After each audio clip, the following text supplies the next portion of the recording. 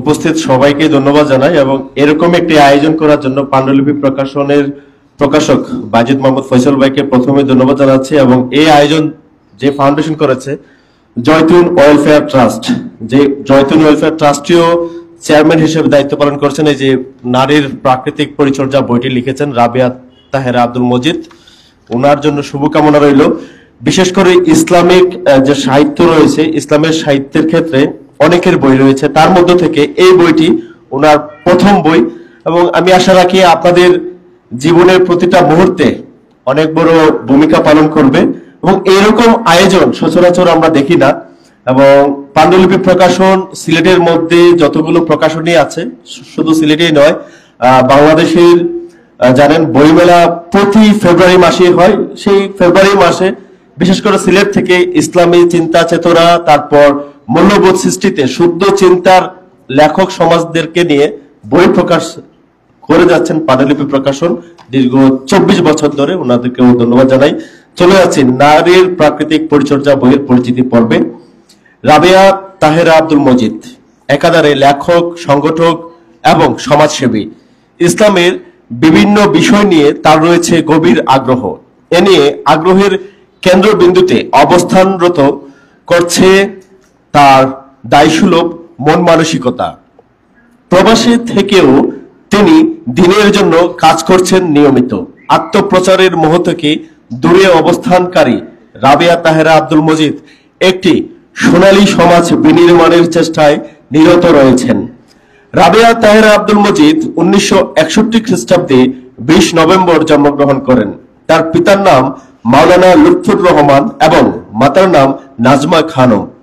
তার স্বামী যুক্তরাজ্য প্রবাসী কমিউনিটি নেতা আলহাজ আব্দুল মজিদ লাল মিয়া।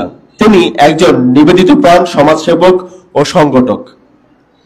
স্বামীর নামানুসারেই তিনি প্রবাসী কমিউনিটিতে রাবেয়া তাহেরা আব্দুল মজিদ নামে পরিচিত ও সমাদৃত।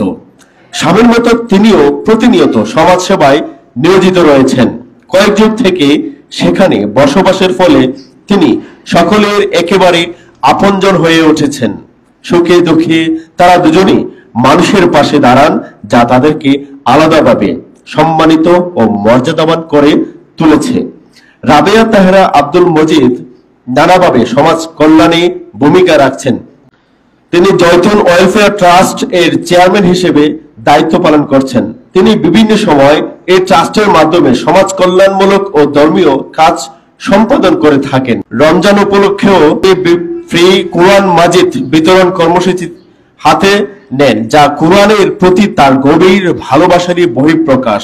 শিক্ষার উন্নয়ন ছাড়াও সমাজের অবহেলিত মানুষের পাশে দাঁড়ানো, ব্যক্তিগত ও সামাজিক উদ্যোগে মসজিদ, মাদ্রাসায় দান খয়রাত ও নির্মাণ সহ উন্নয়নমুখী কর্মকাণ্ড পরিচালনা করছেন দক্ষ হাতে।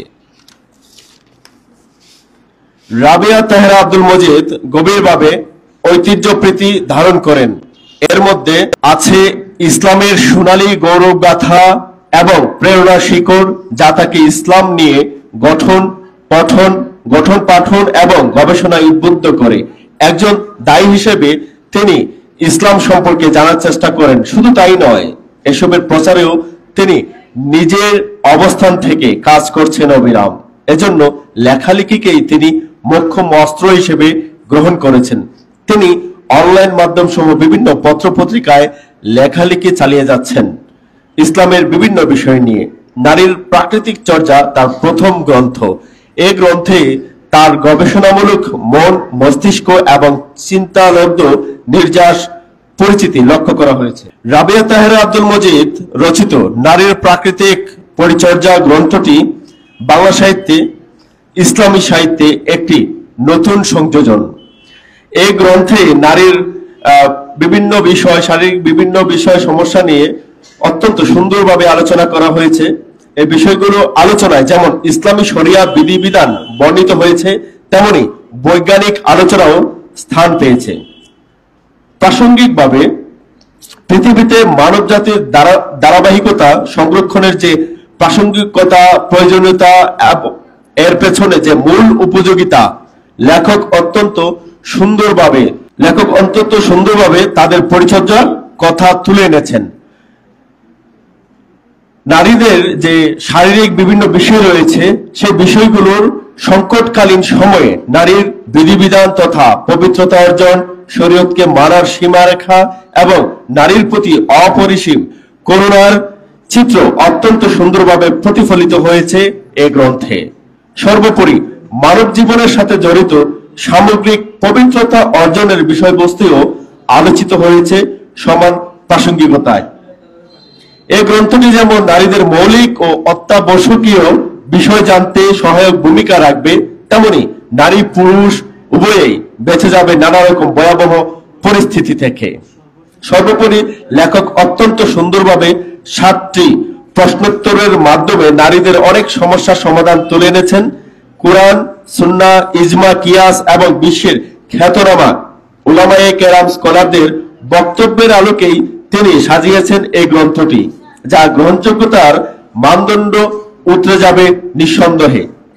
আমি আশা করি গ্রন্থটি নারীদের জন্য খুবই সহজবোধ্য এবং উপভোগ্য হবে। নারীদের নানা রকম সন্দেহ, সংশয় এবং জানার জড়তা দূর করতে বন্ধু ও ডাক্তারের ভূমিকায় অবতীর্ণ হবে। আমি গ্রন্থের বহুল প্রচার এবং লেখকের সার্বিক জীবনের কল্যাণ কামনা করি। তো বই পরিচিতি পাঠ করলাম। পরিচিতি লিখেছেন বাজিদ মাহমুদ ফয়সাল, লেখক, সংগঠক ও প্রকাশক। এবং এই বইটি আপনারা হয়তোবা 100 জন বা 150 জন পাবেন। তো এর মধ্যে থেকে আমি আশা রাখি আপনারা একজন 100 জনের কাজ করবেন। যদি একজন 100 জনেরকে এই খবরটা পৌঁছাতে পারেন, তাহলে 100 জন কতজনের কাছে পৌঁছাতে পারেন? প্রায় 10,000 নারীদের কাছে এই বইয়ের তথ্যটি পৌঁছে যাবে। তো এইভাবে আশা রাখি অনেকেই যারা বিভিন্ন বিষয় জানে না এই বইটির মাধ্যমে জানতে পারবেন। সেই তথ্যগুলো আপনারা ছড়িয়ে দিবেন। তো আপনাদের সুস্থতা কামনা করি, সফলতা কামনা করি, এবং তিনি যেভাবে বই লিখেছেন আপনারাও ভবিষ্যতে জীবন সাধনা বিভিন্ন অভিজ্ঞতা নিয়ে লেখালেখির জগতে আপনাদের মধ্য থেকেও যে কেউ বের হয়ে আসুক, আমি সেই প্রত্যাশা রেখে এই মুহূর্তের বক্তব্য থেকে বিদায় নিচ্ছি। আল্লাহ হাফেজ।